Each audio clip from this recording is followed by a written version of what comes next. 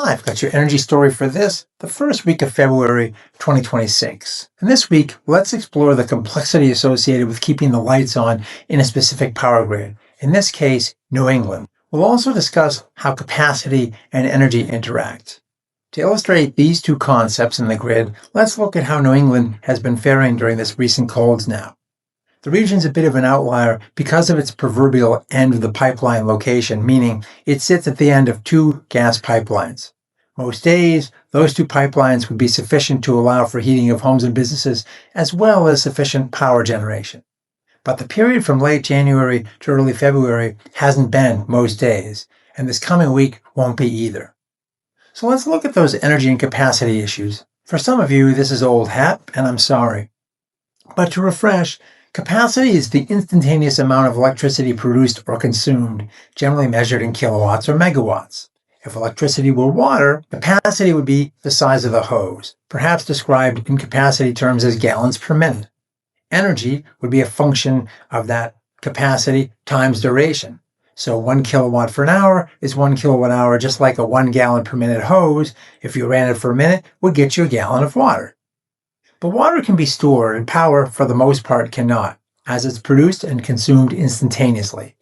Also, power use has a high correlation to weather, since we use electricity for air conditioning and in many cases for heating. So it's on those hottest and coldest days where we stress the grid the most and hit our system peaks.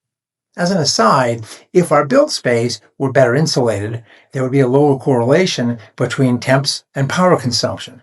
The resulting demand curve would be relatively flatter with less resulting volatility in power prices. These are all systems of systems. So having dealt with the issue of energy and capacity, let's look at how New England's power grid held up. First, let's look at system peaks. Our grid consumption typically maxes out in the summer around 5 or 6 p.m. on the hottest day. So the grid operator needs to ensure there's enough generation to meet the peak demand, plus a certain amount of backup, called reserve margin, in case we lose a big power plant or transmission line. In 2025, the summer peak hit 26,550 megawatts, while the winter peak notched 19,607 megawatts.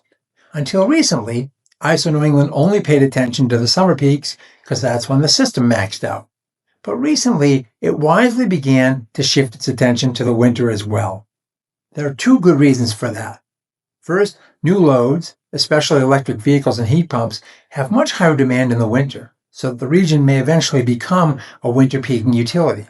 Second, the gas that's often available to generators in the summer has a nasty habit of being unavailable in the winter, with much of it diverted to heating of homes and keeping inhabitants alive. On the coldest winter days, such as we've seen with the recent polar vortex events, there are too many straws in that same natural gas drink. Some of the gas generation straws, especially plants that didn't pay for firm gas delivery and pipeline capacity, well, they get yanked.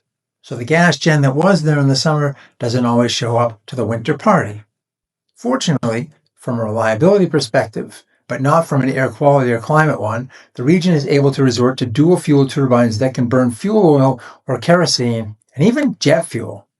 Here's where the conversation quickly shifts from a capacity one to an energy one, because the amount of stored liquid fuels is limited, though it can be replenished, especially if the weather cooperates.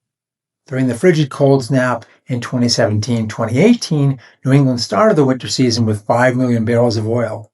It ended with 1, after having burned 1 million gallons in a single day. Or put another way, one more day of that kind of cold and the region might have had to resort to rotating power outages. During the extreme cold of late January, fuel oil was the leading source of generation for a number of days as generators began burning through inventories. For a while, it constituted over 1/3 of all the operating generation pouring power into the grid. One new resource that was just commissioned and was expected to deliver both badly needed winter capacity and energy to the region was the 1,200 megawatt New England Clean Energy Connect transmission line, bringing hydropower from Quebec to Massachusetts via transmission routed through Maine. The NECEC contract specifies delivery of an annual 9,555,000 megawatt hours. It includes firm energy and related environmental non-carbon attributes. that NECEC line was touted as helping New England deal with its winter capacity and energy issues. But last week proved that the NECEC resource wasn't perhaps everything expected of it. During the winter storm, no power was flowing into England over that line for some time.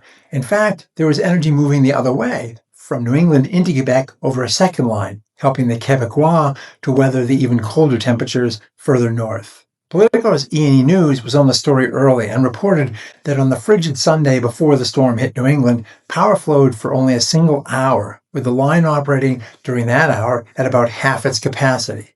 The following day, at around 6 in the evening, electricity did start flowing again, but only at about 25%. This despite penalties in the contract for non-delivery, which Hydro-Quebec's COO said it anticipated paying. So as far as reliable capacity goes, the NECEC contract isn't quite there if it can cut and run in periods of extreme duress when New England needs it the most and simply pay penalties. Not only did the contract not provide the firm capacity when New England needed it, for a while it wasn't offering energy either, as the region steadily burned through its limited oil inventories. That said, the Quebec contract does provide some measure of relief to those oil supplies in the long run because most of the time it is delivering power. Today, January 3rd, for example, the temps around Boston are in the mid-20s. At the moment, 10:30 a.m., natural gas gen sits at 32% of the mix. Nukes contribute their pretty constant amount, currently sitting at 21%. They run flat, except when they're down for maintenance. And the region continues to burn oil at 23% of the mix. Anytime you have oil there, you can expect high spot market prices. And right now, they sit around $200 a megawatt hour. Those real-time prices spiked as high as $630 on January 26, compared with an annual average of around $40 per megawatt hour. But net imports right now, including the HQ NECEC contract, make up 16%.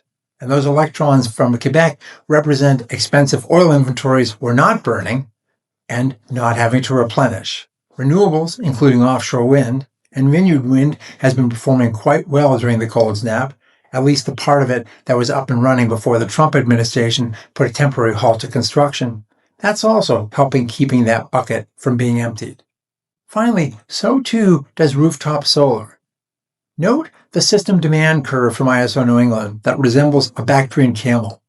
The two humps sit at roughly 18,500 megawatts each in the morning and the evening today. But as Apollo rides his solar chariot into the cold winter sky, projected demand plummets to about 15,000 megawatts by 1 p.m. That's all solar pouring off of rooftops across the region. That area between the two humps, that's also largely fuel oil we don't have to burn because of that rooftop solar, and that matters. The forecast for the coming weekend is once again bitterly cold, with wind chills dropping into the negative teens on Sunday night. As far as resources that will keep power flowing, it's pretty clear that over-reliance on a single source of supply is a risky strategy. It's an all of the above that helps keep the lights on during those cold days that get so cold the snow creaks underfoot and the freezing skin on your face is screaming at you to go inside. Well, that's all for this week, and we'll see you again soon. Thanks for watching.